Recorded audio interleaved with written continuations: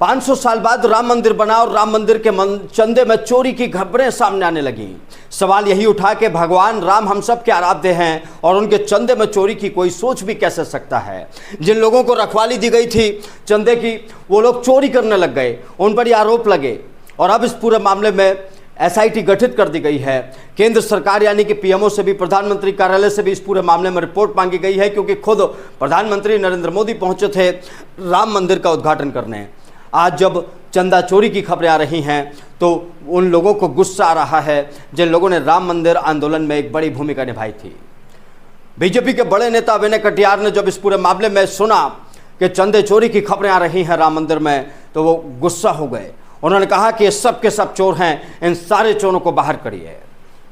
कथावाचक देवकीनंदन ठाकुर को जब इस बात का पता चला कि राम मंदिर में चंदे की चोरी की जा रही है, 10-1 लाख रुपए गोबर से बरामद हुए हैं, तो उन्होंने भी कहा कि एक सनातन कोड बनाने की बात हमने कही और सनातन कोड के जरिए संतों और शंकराचार्यों को उस कमेटी में शामिल किया जाए ताकि वहां पर चोरी की संभावनाएं, लूट और डकैती की संभावनाएं ना के बराबर हो जाएं। ये तमाम जो सुझाव हैं वो दिए गए हैं। इसके अलावा चोरी करने वालों को बताया गया है कि मल का कीड़ा उसे बनना पड़ेगा, 60,000 सालों तक बनना पड़ेगा, जो भगवान के दान पात्र में मंदिर में चोरी करेगा। लेकिन यहां तो एक पर एक खुलासे हो रहे हैं। लवकुश मिश्रा फरार हैं, उनके घर से कुछ पैसे बरामद हुए। चंपत राय की अगर बात की जाए तो चंपत राय से लेकर नृपेंद्र मिश्र दोनों ही अभी कुछ भी खुलकर बातचीत करते हुए नजर नहीं आ रहे हैं। अधिकारियों की बात की जाए तो अधिकारियों की एक टीम बना दी गई है, एसआईटी की टीम बना दी गई है और वह एसआईटी की टीम अपने स्तर पर राम मंदिर चंदे में हुए घपले की पड़ताल कर रही है। लेकिन सवाल यह है दोस्तों कि पड़ताल तक नौबत क्यों आई? क्या आपने कभी सुना है कि किसी मस्जिद में चोरी हुई चंदे की? क्या आपने कभी सुना कि किसी गुरुद्वारे में चंदे की चोरी हुई? क्या आपने ये सुना कि कभी किसी चर्च में जो वहाँ पैसा आता था, जो वहाँ भक्तों द्वारा दिया जाता था, उसका गबन किया गया हो? लेकिन हमारे मंदिरों में ऐसी घटनाएं लगातार सामने आती हैं, चाहे वो छोटे छोटे मंदिर हों, चाहे आज हमारे देश का सबसे बड़ा राम मंदिर जिसको बनने के लिए 500 साल तक हम सब लोगों ने इंतज़ार किया। 500 साल इंतज़ार करने के बाद हमने ये नहीं सोचा था कि राम मंदिर का जो चंदा है उसकी चोरी की खबरें आएंगी।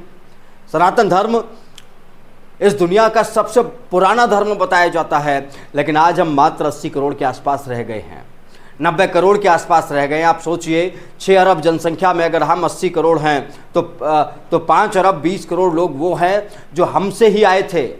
कोई बौद्ध बन गया, कोई सिख बन गया, कोई ईसाई चला गया, कोई जैन बन गया, और हम आज 80 करोड़ क्यों रह गए हैं? शायद अपनी इन्हीं हरकतों की वजह से। हम लोग चोरी चकारी करने में जुट जाते हैं।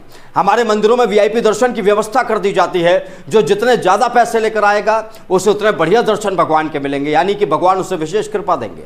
कभी किसी मस्जिद, किसी गुरुद्वारे, किसी चर्च में क्या आपने वीआईपी दर्शन वाली व्यवस्था देखी है? क्या वहाँ पर दर्शन पैसे देकर होते हैं? क्या नहीं देखी होगी।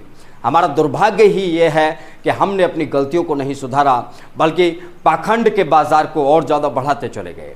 मंदिरों में चंदा चोरी की बात हो या फिर नए नए लड़कों के बाबा बनने का उपक्रम हो, ये सब कुछ सनातन धर्म ने बहुत तेज़ी से फैला है और हमारे मूर्ख लोगों ने उन सबको माना बहुत शिद्दत से है। अब इसी को देख लीजिए, राम मंदिर चंदे के बीच में मुझे आपसे इसकी बात करनी पड़ रही है, क्योंकि पाखंड का जब हम सीक्वेंस देख रहे हैं तो हमें यहाँ तक भी जाना पड़ेगा।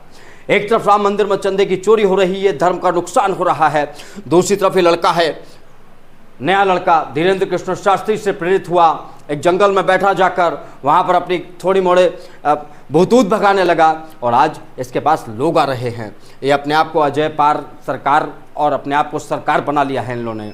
जैसे धीरेन्द्र कृष्ण शास्त्री ने अपने आप को बागेश्वर धाम सरकार का पीठाधीश्वर बना लिया, वैसे ही ये जो लड़का है, नया लड़का, ये भी अपने आप को किसी पीठ का पीठाधीश्वर बना लेगा। तो दोस्तों, हमें यही सोचना है कि ये नए नए पीठाधीश्वर बन रहे हैं, ये हमारे धर्म की हानि कर रहे हैं। और इसके अलावा राम मंदिर इतने सालों बाद बना है, हम सबकी मनोकामनाएं पूरी हुई हैं। श्री राम को, रामलला को टेंट की जगह उनका मंदिर मिला है, और अगर उसी मंदिर में भ्रष्टाचार हो रहा है, उसी कमेटी में भ्रष्टाचार हो रहा है, तो ये दाग और धब्बे के समान है हम सब के ऊपर, सनातन धर्म के ऊपर, उस कमेटी के ऊपर जो कमेटी बनाई गई राम मंदिर के चंदे का ध्यान रखने के लिए। उन तमाम कार सेवकों पर जिन कार सेवकों ने इस राम मंदिर को बनाने के लिए लगातार मेहनत की और अपने प्राणों की आहुति दी, उन प्रधानमंत्री नरेंद्र मोदी पर जिन्होंने राम मंदिर को बनाने में एक बड़ी भूमिका निभाई, उसका पूजन किया, उन योगी आदित्यनाथ के कार्यकलापों पर सवाल उठेगा, दाग धब्बा लगेगा अगर राम मंदिर में चोरी की बात अगर सही है तो।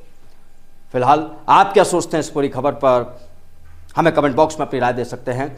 बाकी इस खबर अगर आपको पसंद आई है तो इसे लाइक करें, दोस्तों के साथ शेयर करें और हमारे चैनल को सब्सक्राइब करना ना भूलें। नमस्कार।